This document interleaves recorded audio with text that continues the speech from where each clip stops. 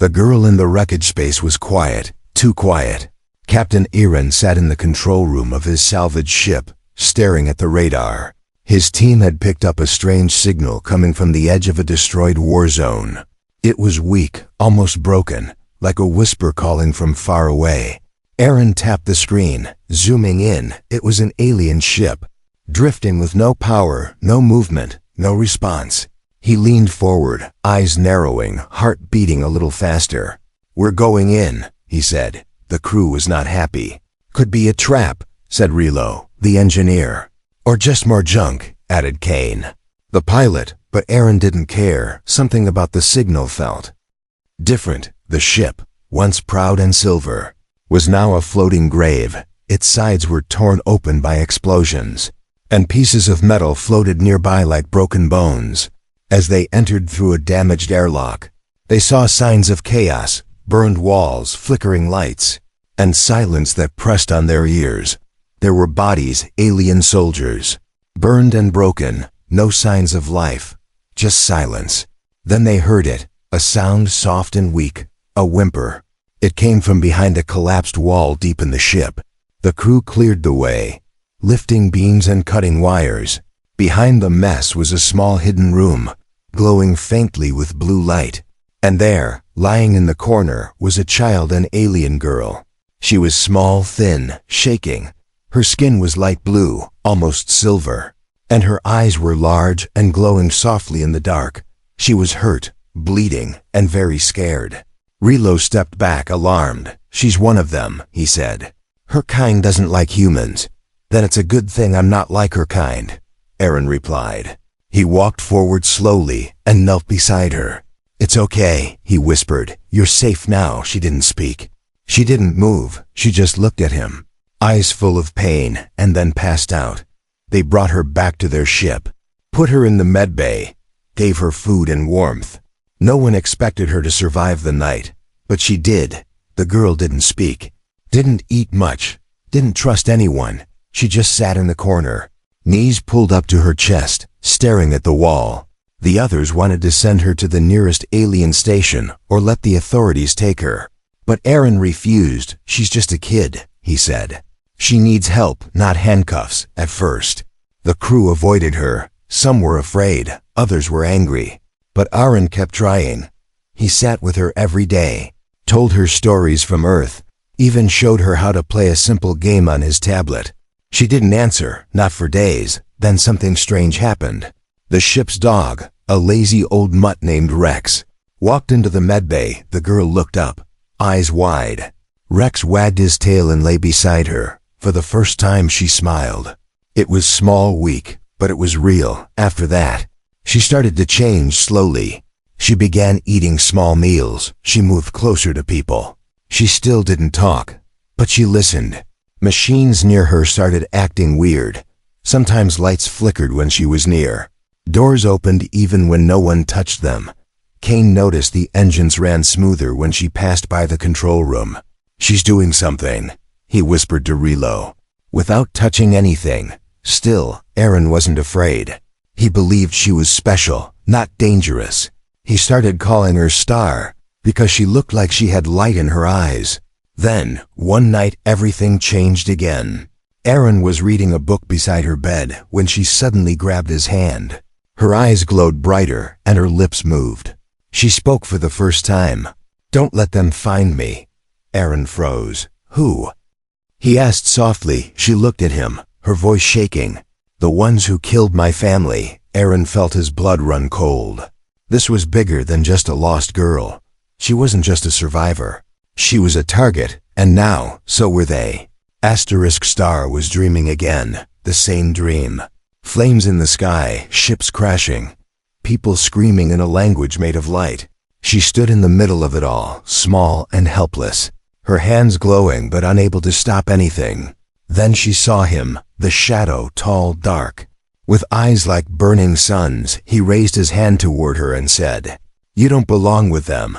She woke up gasping, alone in the medbay, drenched in sweat, heart racing. Captain Aaron was nearby, sleeping in a chair. She looked at him. Calm, steady, human, not like the shadow. Not like the monsters from her dream. She closed her eyes again. She didn't want to remember. But the dreams always came back that morning. The crew noticed something odd. The lights kept flickering. The main console glitched for a second, just a blink. But it was enough to trigger alerts. Relo ran diagnostics. Nothing was broken. Kane checked the ship's energy core. All normal, he said, confused. Maybe space dust? But Aaron knew better. He looked at Star. She was sitting with Rex, the dog, petting him gently. Quiet as always, but when she looked at Aaron, something passed between them, a wave of emotion, sadness, fear, and something more, understanding. She wasn't just seeing him, she was feeling him, that night. Aaron left a small music player in her room. It played old Earth songs, soft, slow, full of memory. He watched from outside as Star held the device close to her chest and closed her eyes. Her lips moved, mouthing words she didn't fully know, as if the music spoke to something inside her. "She's learning fast," said Relo. Standing behind him, "Not just learning," Aaron said. "She's connecting over the next few days." The bond between Star and the crew began to grow. She helped Relo fix a broken drone by pointing at the right wire before he even opened the panel. She touched a cracked screen, and it worked again. No tools, no commands, just a gentle hand, and it healed. That scared some of them. "She's not just a child," Kane said. "She's something else, something powerful." But Aaron wasn't afraid. He started asking her questions about her past, her ship, her family. But Star never answered until one evening. When the stars outside turned red, they were passing near a war zone. Old satellites and broken ships floated around them like ghosts. Star stood at the window, staring at the wreckage. Aaron came beside her. "Did your people fight here?" he asked. She nodded. "My mother died here," she said softly. It was the first full sentence she ever said. Aaron felt something twist in his chest. He wanted to say something wise, something comforting, but no words came. Star turned to him. "Do you believe in dreams?" she asked. "I have them every night." Aaron blinked. "What kind of dreams?" "Of fire," she whispered, "and light, and death. Sometimes I see the man who took my world." Her hands were shaking. "But then, I see you." Aaron looked at her, surprised. "What do you see me doing?" "Protecting me," she said, "like family." He didn't know what to say. He just placed a hand on her shoulder, and she leaned into it like a tired child who had carried too much for too long. Later that night, Aaron was going through old logs from Star's ship. Encrypted files. He asked Relo to crack one. When they opened it, the screen showed strange symbols, alien, ancient looking, and then a word in English. "Earthlink. What the hell is this?" Relo whispered. "Why is there a file in her ship connected to Earth?" Aaron's mind raced. Was her species watching Earth? Studying it? Or was there an even deeper connection? He looked back at the sleeping girl. She wasn't an enemy. She wasn't even just a lost child. She was a secret. And someone out there wanted that secret buried. Suddenly, the radar beeped. Unidentified ship detected, small fast, and heading straight for them. Aaron's heart sank. It was too soon for a supply ship. Too far for any rescue patrol, whoever it was. They were coming without a signal. Star woke up without being touched. She sat up, eyes glowing faintly in the dark. "They found me," she whispered. The ship was breathing, not in the way living things breathe. But something strange was happening. Pipes hummed softly. Lights dimmed and glowed in rhythm with Star's heartbeat. Captain Aaron noticed it first. Every time she entered a room, the machines reacted, like they knew her, like they feared her one night. The crew heard a strange noise from the control room. It wasn't an alarm, it was a voice, soft, broken, repeating the same phrase in a language none of them knew. Star stood in front of the main console, eyes closed, hands barely raised. The screens flickered with symbols and images. Old battles, alien cities, a planet being swallowed by fire. And then, a picture of Earth. "Star!" Aaron shouted, rushing forward. She opened her eyes. The images vanished. The voice stopped. The ship went silent. I didn't mean to, she said softly. It just happened. What did you do? Relo asked, stepping back. She talked to the ship, Kane whispered. It listened. Star looked at them with tears in her eyes. I see things, she said. Things that haven't happened yet. They come in pieces. Like puzzle dreams. Aaron sat down, trying to stay calm. You're not just any alien child, are you? She shook her head. I don't know what I am, but I feel everything. The stars speak when I sleep. I hear voices in machines. I see people's hearts. Silence fell over the crew. Then suddenly, the ship's sensors picked up a new signal. It wasn't random. It was coded, encrypted. Military-level tech. Relo cracked it open. The message was short. Asset 7 located. Retrieval team en route. Do not engage. Kane swore under his breath. Asset? They're talking about her like she's a weapon. Aaron's face turned hard. No one's taking her. But the question hung in the air like a storm cloud. Why did a Black Ops alien network call Star an asset? And what did they mean by retrieval? Later that day, Star sat with Rex in the cargo bay. She was humming a song Aaron had played for her, something old from Earth, about home and stars. The dog lay peacefully beside her, eyes half closed. Then she stopped. She looked up at the ceiling, eyes wide. Aaron found her there, frozen like a statue. What is it? He asked. They're watching us, she said. Not through cameras, through time. He didn't understand what she meant, but he believed her. Something was coming that night. Star had another dream, this one clearer than the rest. She was standing on a mountain of broken ships. The sky was red, and floating above her was a great being of light and shadow. Its voice echoed in her head. You carry the code, it said. You are the key. You will awaken the gate or die trying. She woke up screaming. Rex barked beside her, trying to calm her down. Aaron ran in, holding her shoulders. What did you see? She couldn't explain it with words, but she drew it with shaky hands. She sketched the thing from her dream, a symbol, ancient and sharp, like a sun trapped inside a cage. Aaron stared at it. I've seen this before, he said. He went to the old files from her wrecked ship, and there it was, the same symbol hidden inside encrypted logs, tagged as Project Elysium. What is Project Elysium? Relo asked. I don't know, Aaron said. But whatever it is, it's connected to her. That night, the lights in the ship turned red. Warning sirens blared. Kane ran to the control room. 2 ships approaching, he shouted. Fast and armed. Star stepped out of her room, her eyes glowing brighter than ever. They've come to take me, she said. Aaron grabbed his weapon. Then they'll have to go through me first. Relo checked the scanners. These aren't pirates, he said. These are high-level hunters, mercenaries, hired guns, and maybe worse. Why would anyone hunt a child? Kane asked. Star answered softly. Because I'm not just a child. She raised her hand, and the entire ship lit up like lightning had struck its heart. For a second, everything stopped, engines froze. Time felt like it paused. And then everything came back online, stronger, faster, alive. Star turned to Aaron. Glowing like a star in human form. They won't stop, she said. But neither will I. Asterisk. He had hunted kings. He had taken down rebels, warlords, even a telepathic assassin who controlled minds from orbit. But he had never hunted a child until now. His name was Varnak, a bounty hunter from the outer rings. Cold-blooded, fast, and loyal only to credits. He didn't care who the girl was. He only cared about the reward. And this job paid more than any before. He stood inside his ship, armor heavy on his back, scanning the data feed. Target Cody name, Asset 7 age, unknown. Species, unknown. Threat level, high status, escaped. Location, human salvage ship. Unarmed but moving fast, he smiled beneath his mask. Easy kill, he muttered, but deep down, something didn't feel right.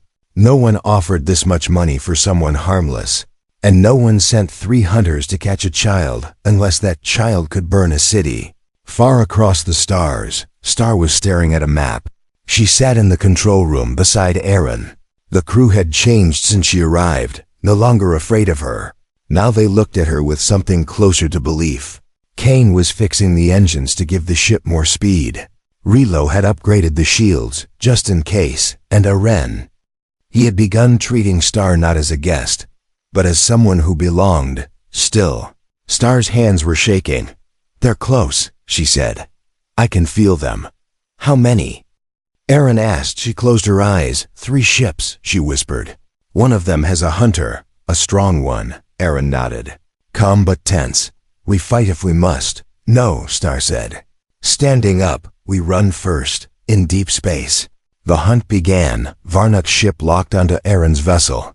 He opened a secure channel to the other 2 bounty ships. "Approach in silence," he ordered. "No damage to the girl. Everything else is disposable."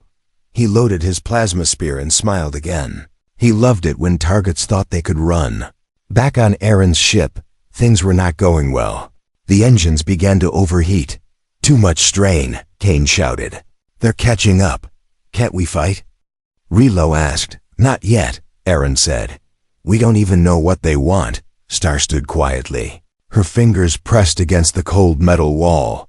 She whispered something no one heard. The lights blinked once, then twice, and suddenly, the ship moved faster, almost like it had been boosted from the inside.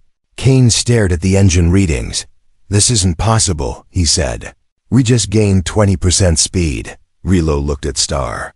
She did something. Star didn't answer. She just kept her hand on the wall.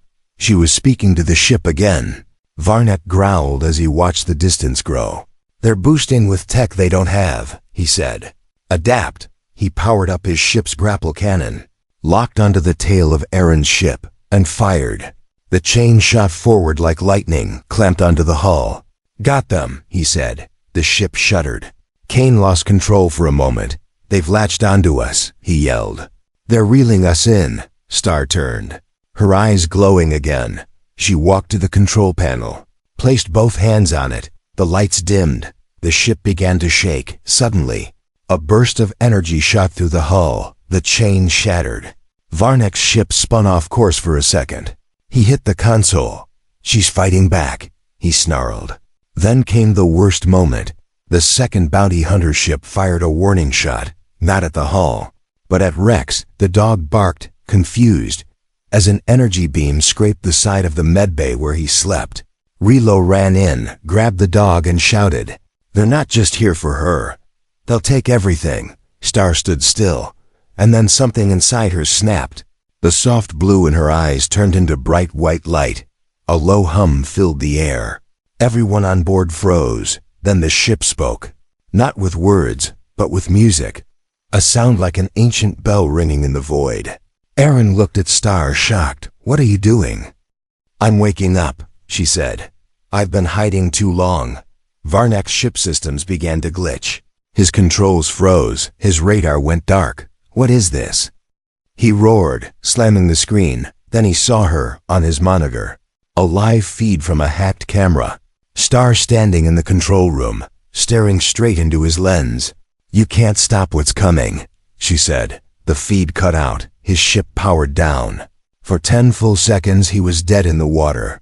Then everything rebooted, and the human ship was gone, back in deep space.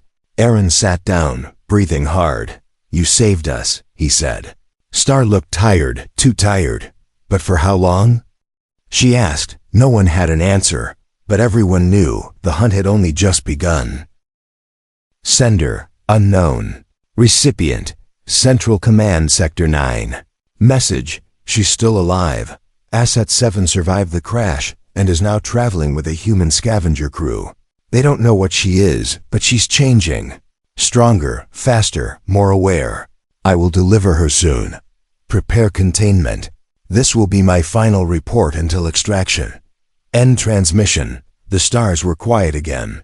But peace never lasted long, inside the ship. Star stood in front of the mirror in her small room. Her reflection flickered, not because the mirror was broken, because she was, for a split second, she didn't see herself. She saw her mother, the queen of her people, wearing a crown made of crystal and fire. Then it was gone, just Star again. Just a girl with glowing eyes and a heavy heart. She touched the mirror, whispering, What am I turning into? In the control room, Aaron was checking the nav systems. The crew had changed in small ways, more protective of Star, more curious about her past. But not everyone trusted her. Not completely. Relo had grown quiet lately. He stopped joking. He started watching her too closely, and always locked his terminal when someone came near. Kane noticed it. Aaron noticed it too. But no one said anything. Yet that night, the ship passed through a radiation belt. The shields held. But something triggered a short power loss. Just for 1 minute, and in that 1 minute, someone tried to open the emergency airlock from the inside, with Star sleeping in the nearby medbay. The attempt failed, but Aaron saw the alert on the logs. Only 3 people had access to that control panel, and one of them was Relo. Star didn't know about the airlock, but she felt something was wrong. Her powers were growing, not just in strength, but in emotion. She could feel lies now. She could taste fear in the air. She could even hear someone's heartbeat change when they looked at her. One morning, Rex barked at Relo. The dog never barked at crew members, only at strangers. And Star looked at Relo and said softly, "Why are you hiding something from me?" He didn't answer. He just left the room. Later, Aaron called a private meeting with Kane. "I think we have a traitor on board," he said. Kane nodded slowly. "I think so too." They didn't want to believe it, but the signs were there. Files missing from the system. Coordinates sent without clearance. And now the airlock. Aaron's voice grew tight. "If he tries to hand her over, we'll be dead before we can explain." But Star already knew. That night, she sat in the engine room alone. She was glowing again, this time not from peace, but from pain. Her memories came crashing back like waves. Her home, her mother being pulled away by soldiers, a door closing, and then silence. She let out a scream, a silent one, but the ship felt it. Panels cracked, glass bent. The lights all went dark. Kane rushed in and froze. Star stood in the middle of the room, eyes full of white light, hair floating in the air. "Star!" He shouted, "It's me!" She looked at him, breathing hard, then fell to her knees. "I don't want to be this," she whispered. "I don't want to hurt anyone." He helped her up. "You won't," he said. "Not if we stay together." But it was already too late. Relo had sent the final message, location confirmed, extraction ready. He stood in the hallway with a small tracker blinking in his hand. Then he felt it, a hand on his shoulder. He turned. Aaron was standing there, silent, with Kane behind him. "Going somewhere?" Aaron asked. Relo's face froze. I can explain." "No need," Aaron said. He held up a copy of the sent transmissions. "You were working for them all along." Relo tried to run, but the ship itself sealed the doors. Star had heard everything. She stepped into the hallway, her eyes calm, but her voice sharp. "You would have let them take me." Relo couldn't meet her gaze. "You don't belong here," he muttered. "You're dangerous." Star stepped closer. "And you were willing to sell a child to stay safe." That sentence hit harder than any weapon. Relo lowered his head. Aaron took his badge and his access chip. "You're confined to quarters," he said. "You'll face judgment when we land." Later that night, Star sat with Aaron. She looked out the window at the stars and whispered, "I'm not just a girl." Aaron nodded. "I know. I think I was someone important before," she said. "Maybe royalty." Aaron smiled slightly. "You don't need a crown to be important." Star didn't smile, but she leaned against him and closed her eyes. For now she felt safe, but far away, in deep space. A massive alien warship woke from sleep. Its captain opened a message marked with a single word. "Retrieve the air, asterisk. Ladies and gentlemen, you are looking at the reason the enemy is coming." The voice was cold. It belonged to Commander Dellen, head of Earth's planetary defense. A large hologram of Star floated above the metal table. Her image turned slowly, glowing slightly. "She is not human," Dellen said. "She is the heir to a lost alien empire, and her people want her back." Around the table sat the leaders of Earth's major nations. Presidents, generals, ministers, all silent, all staring at the girl in the image like she was a bomb waiting to explode. We received this transmission 48 hours ago, Dellen continued. He pressed a button, the room darkened, a new hologram appeared. An alien, tall and armored, eyes like burning suns. This is Captain Vorek of the Ashkari Dominion, the alien spoke in perfect English. You have one of ours. She belongs to us. Return her, or we will come and take her, the message ended. Silence returned. Dellen looked around the room. Well, what do we do? Thousands of miles away, aboard the salvage ship, Star stood at the window watching the stars. She already knew about the message. She had felt it the moment it was sent, like a pulse through the sky. They're giving Earth a choice, she whispered to Aaron. Me or peace? Aaron crossed his arms. They're not getting you. You're not a bargaining chip. Star looked down. I don't want anyone to die because of me. Aaron leaned closer. They're coming either way. This isn't about you. It's about power. They want fear, but they're going to learn something new about humans. We don't abandon family. Back on Earth, debates had turned to shouting. We can't fight them, one general said. They outgun us 10-1. She's not even human, a politician added. Let the aliens have their princess. A few slammed their fists on the table. No, a woman said, standing tall. She was the Prime Minister of New India. She is a child. She asked for help, and we gave it. We do not hand children over to monsters, murmurs filled the room. But what if she is a weapon? Someone asked, what if she's not a child at all? On the ship, Star sat alone in her room. She stared at her hands. Sometimes they glowed. Sometimes they sparked once, when she was angry. The walls bent around her without a single touch. She had been trying to hold it back, but the power was growing. Aaron entered the room. He sat beside her. She might be right, Star said. I might be dangerous. Aaron shook his head. Everyone is dangerous if they're afraid. What matters is what you choose to do with your power. Star looked up at him. I want to protect, she said. Not destroy, Aaron smiled. Then we'll stand with you, all of us. Just then, Kane called out from the control room. Multiple ships approaching. Aaron ran in. A fleet was appearing on the edge of the radar. Not Earth ships, alien ships, the Ashkari. And at the front, a giant warship, shaped like a blade, cutting through space. They didn't wait for Earth's answer, Kane said. They made their choice. Aaron stood straight. Then so do we. He activated the comms, Earth Command. This is Captain Aaron. We're staying with the girl. She's not just alien royalty. She's more human than most humans I've met. If you want to stand for something, stand for her. Because if we give her up, we lose more than a war. We lose who we are. Earth heard the call, and Earth answered, all over the world. People began to speak out. Protests, messages, broadcasts. Protect the girl. She's one of us. We choose hope. The politicians had no choice but to listen. The final vote was passed. Earth would stand, not just for Star, but for what she represented. The battle began in orbit. Ashkari ships opened fire. But Earth had prepared, not just with weapons, with unity, with strategy, and with Star on Aaron's ship. She stood in front of the main controls, her hands lit up again. She didn't attack. She reached out. She sang, a sound deep and ancient. Filled the battlefield. Ashkari ships hesitated.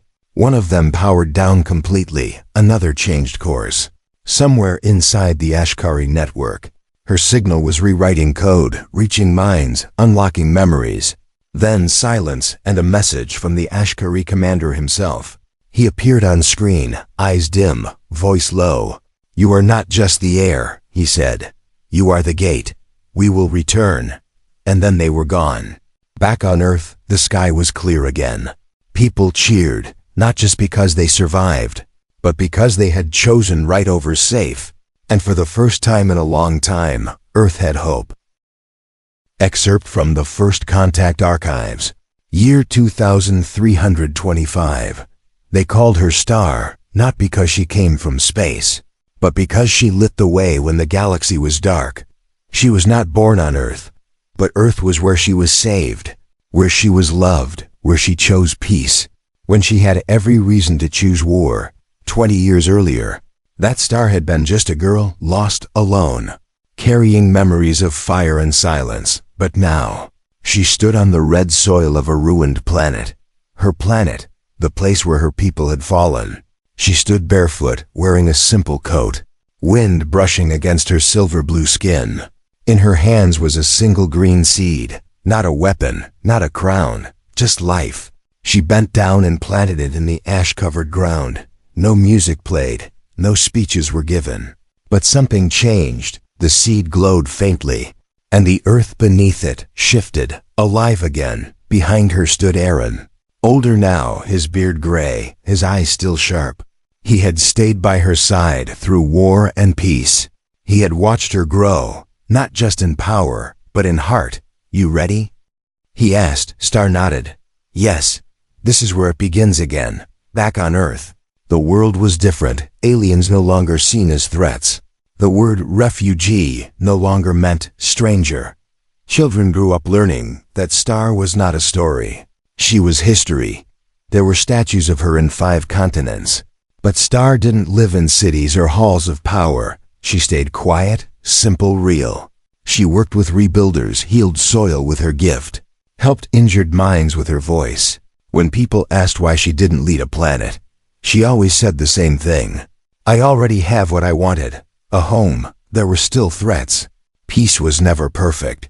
Some feared her power even after all those years. Some hated her just for being different. But Earth didn't give her up. Not this time, not ever again. One night, she sat alone in a garden on Luna Station. Stars filled the sky like old friends. Rex, older and slower, but still loyal, rested at her feet. She looked up and smiled. "I used to think I was broken," she whispered.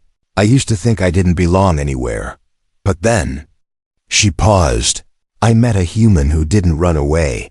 She touched the crystal on her wrist, a fragment of her mother's crown. "Now worn as a simple charm, I don't need a throne," she said. "Just people who believe, at the edge of the galaxy." The Ashkari watched. They had not attacked again. Not since the last battle. Not since she sang that ancient song and reminded them of who they were. Some among them still wanted war. But most remembered her light and waited. For what?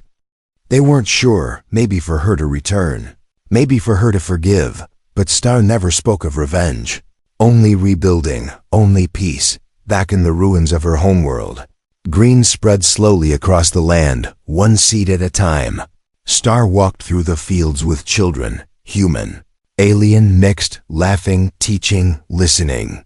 A girl once called Asset 7, now known only as Star. The bridge, the heir who chose hope. Her story was not written in fire, but in roots, in kindness, in second chances. And somewhere deep in space, a new ship took flight, carrying her name. Built by both humans and aliens, headed toward unexplored stars. Because if one lost girl could change the fate of 2 civilizations, who knew what others might become if someone simply reached out a hand?